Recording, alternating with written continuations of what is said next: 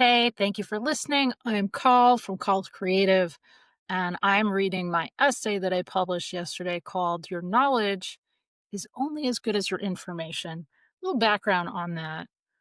When I was at South by Southwest, probably in, I guess it would be like 2008, 8 or 9, I went shopping with my boss and colleagues, and in one of the stores, they had antiques, and there was an old-timey sign, and it said, "Your knowledge is only as good as your information," and I bought it. It was like $5 or whatever, and because it encapsulated this belief that I have that really has shaped a lot of my career and my life, this quest for the best information. And getting the best information requires getting holistic information. So it's all, relative. The facts that you have, how they fit in with the facts that you don't have and that others have. That's always been the area that has fascinated me the most. So that's what inspired the title of this essay. I'm going to read it now. The subhead is Reading is Fundamental, which is another core belief of mine. And I'm going to read it. Okay. Words to live by. When you only get information from one source or one type of source, you get a very skewed vision of things. When you consult all kinds of people, all kinds of information, you getting more balanced and structurally sound knowledge.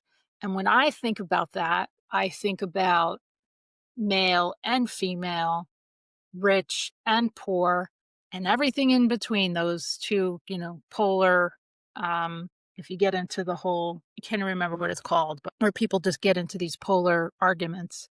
I'm talking about the spectrum of information, the known, the unknown. And another part of when you look at the world and the universe, much more is unseen and unknown. It's dark matter. We don't know what it is. Okay. So the hubris of human beings to think they have it all.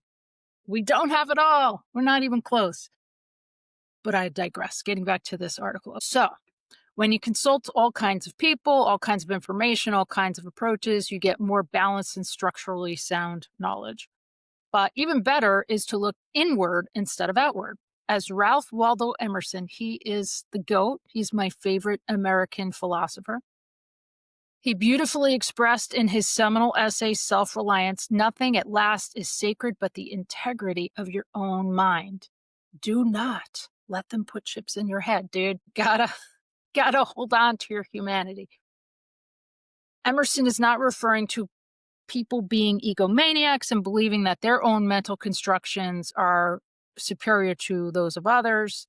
He's talking about true knowledge, true contentment, true peace being an inside job and not relying on external factors. And some of these external factors, society, loved ones, institutions, church, government, those are information sources. He's saying be self-referential. Okay. We don't need to rely on people from those external forces to tell us what to think or to validate what we're thinking. And today it feels harder and harder to maintain the integrity of one's own mind. In the age of content chaos and social media, how much of our experiences, our feelings, and our desires are just reactions that are triggered by the algorithm and by popular news stories, as opposed to choices we make with our own human agency. On the days that I stay connected to the hive mind, that's what I think of when I think of being extremely online, I often despair for the world. And when I disconnect and I get offline and I leave it alone, I tend to spend time in nature, spend time in community with other people, and things seem fine when I have that more balanced approach. And other days still, like today, the day that I wrote this essay, I use the incredible tools available to me, the internet, Substack, email, in this case, Riverside, to do this recording.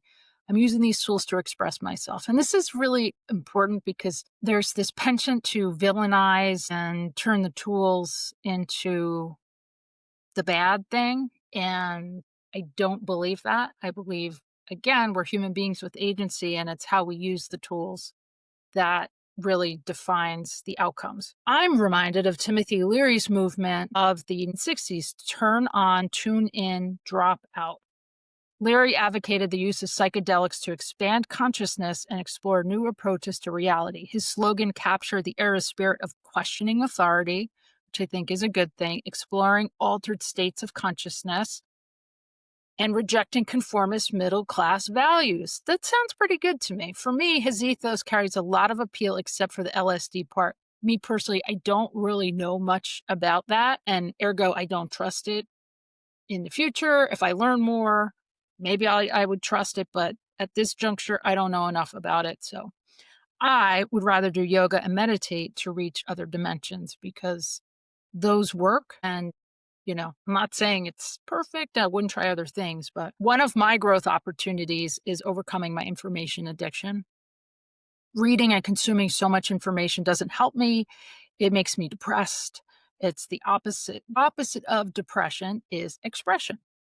So I would fare better to consume less and express more. So writing the essay and then even doing this article here is for me a form of expression, and it's auto generated. Like, this is not a reaction to anything anyone said. I just was like, oh, I'm going to write this essay, and oh, I'm going to do this video. And the collective, okay, I would fare better to consume less and express more. The collective unconscious is raging right now, and people are using, I'm very comfortable using this term, and I have been for a long time, just given my spiritual background and yoga background and yoga philosophy studies. But I'm finding people using this term collective consciousness a lot more, and it's becoming more mainstream.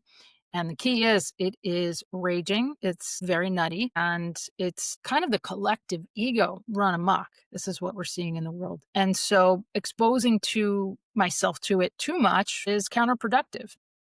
But, I know it's not good for me. It's like junk food, it's just delicious and I want it even though I know I shouldn't have it. So I need to don't keep it in my house, get it away from me.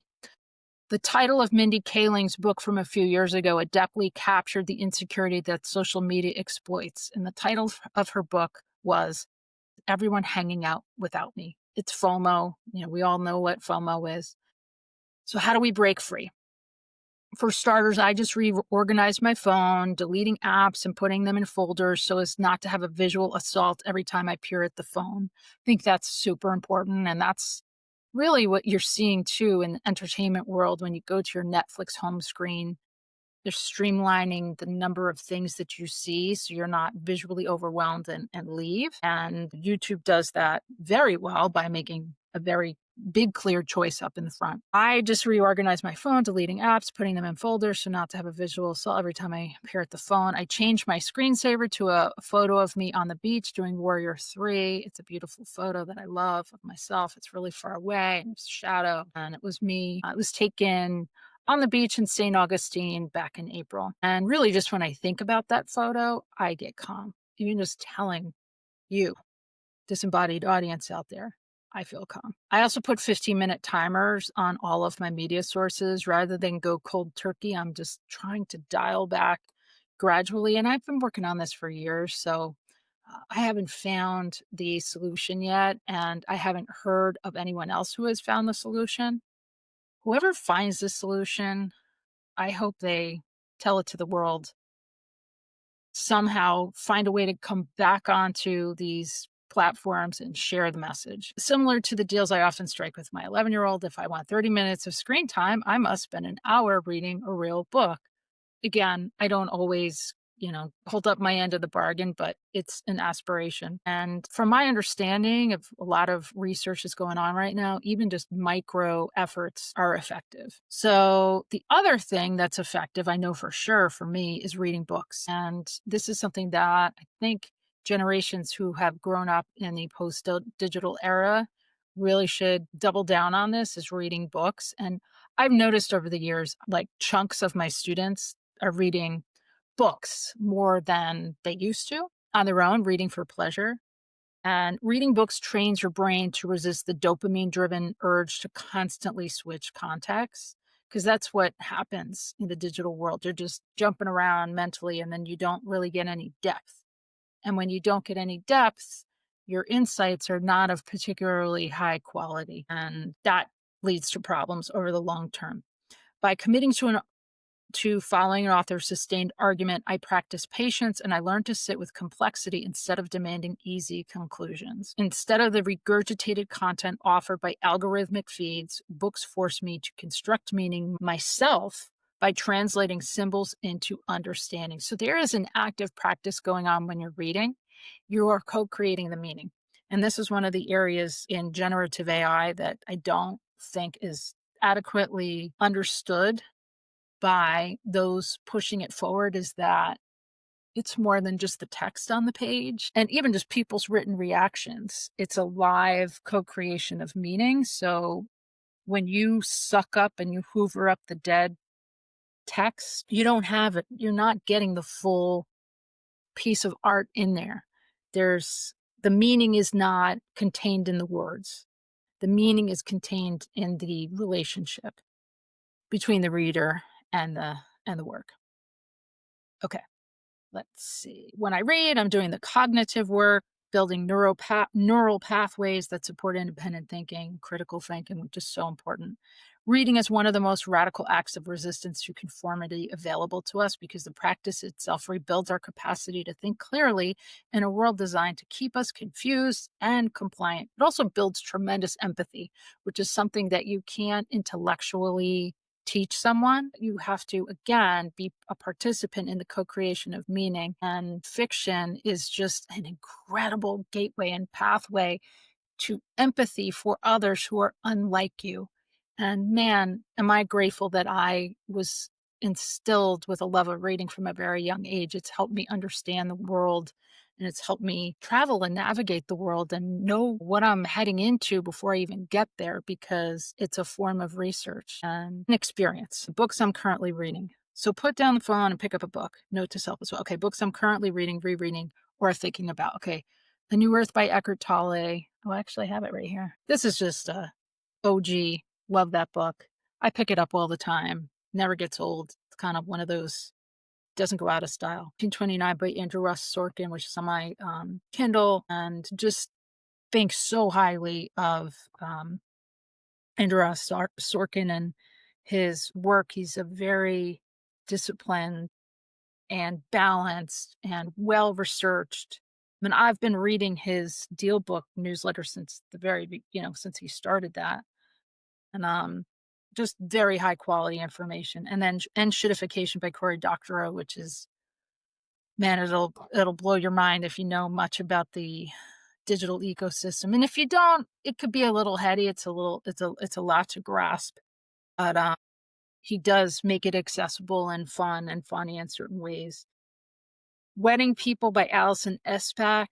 It's a bestseller. It's commercial fiction. It's a cute novel. I started reading it as part of a project I was working on, and it's cute. And James by Percival Everett, which is so friggin' good. And that one, this is the problem. I get so many books going, and then I need to lock in and finish one or the other. But James is a reimagining of Huckleberry Finn and narrative perspective change. And man, oh man, it's really freaking good. And then I also have dusted off and brought back this Einstein, Walter Isaacson biography, which I read years ago I read when it came out, and it's good. But what inspired me to go back and look at it was all this commentary with AI and the tech bros, saying, "Oh, we shouldn't, don't bother us with your morality." Oh, really? Don't bother us with your morality. Um, yeah, that's a really, it's a grotesque approach when you have all the resources and power in the world, and it's just, that's a damn shame. Anyway, I'm done. I'm getting off my soapbox. If this story video resonates, feel free to share. Thank you.